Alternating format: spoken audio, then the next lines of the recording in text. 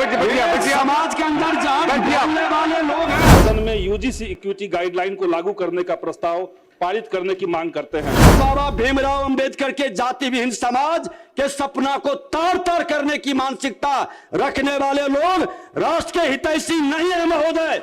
ये राष्ट्र को कमजोर करना चाहते हैं, ये समाज के साथ गद्दारी करते हैं। हमने आखिर से कहा है वो सदन से ब्राह्मण हटाया जाए। अध्यक्ष महोदय, बिहार समेत देश भर के विश्वविद्यालयों और उच्च शिक्षण संस्थानों में जाति आधारित भेदभाव और उत्पीड़न की घटनाएं प्रायः सामने आती हैं।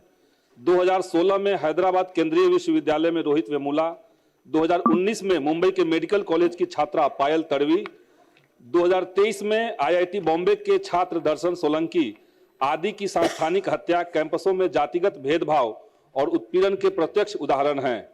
यूजीसी द्वारा माननीय सर्वोच्च न्यायालय और संसदीय पैनल को दी गई रिपोर्ट के अनुसार 2019 से 2024 तक उच्च शिक्षण संस्थानों में जाति आधारित भेदभाव और उत्पीड़न की घटनाओं में 118% की वृद्धि हुई है। इसके आलोक में जनवरी 2026 में यूजीसी द्वारा इक्विटी गाइडलाइंस की घोषणा की गई, लेकिन इस गाइडलाइन को मजबूती से लागू करने की जगह ब्राह्मणवादी मानसिकता से प्रायोजित आंदोलनों के बाद सुप्रीम कोर्ट द्वारा इसे स्थगित कर दिया गया।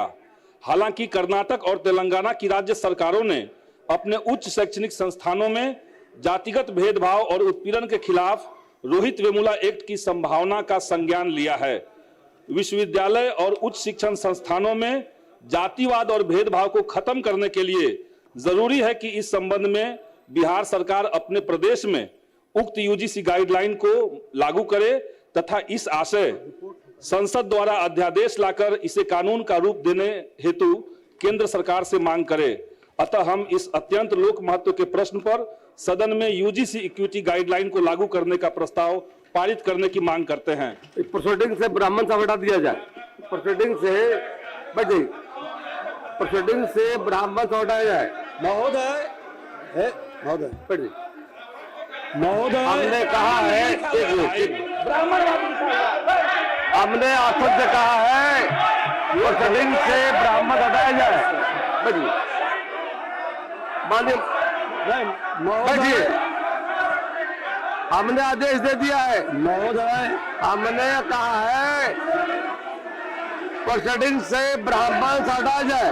माननीय मंत्री महोदय, इस तरह की इस तरह की सरकार का उत्तर हो रहा नहीं, ये सरकार की बात। बैठ जाइए, गलत कहा उन्होंने। महोदय मैं माननीय ब्राह्मण शब्द हटेगा उसमें से प्रोसीडिंग से हटा दीजिए। चलिए बोलिए। महोदय, जाति सूचक बात रही आएगी। माननीय सदस्यों से कहेंगे कि संविधान में विश्वास है, संवैधानिक संस्था का सम्मान करते हैं, तो इस तरह के भाषा का उपयोग कतई उचित नहीं है। क्योंकि आज किसी की भी मृत्यु पूरे समाज, पूरे देश, पूरे राष्ट्र के लिए क्षति होता है और हर समाज की सम्मान, जिसको संविधान में विश्वास है महोदय, जो संवैधानिक संस्था का सम्मान करते हैं, वो संविधान और संवैधानिक संस्था के निर्णय पर प्रश्न उठाकर ये संवैधानिक पद पर बैठकर संवैधानिक शपथ लेने वाले मानसिकता साफ झलकता है महोदय।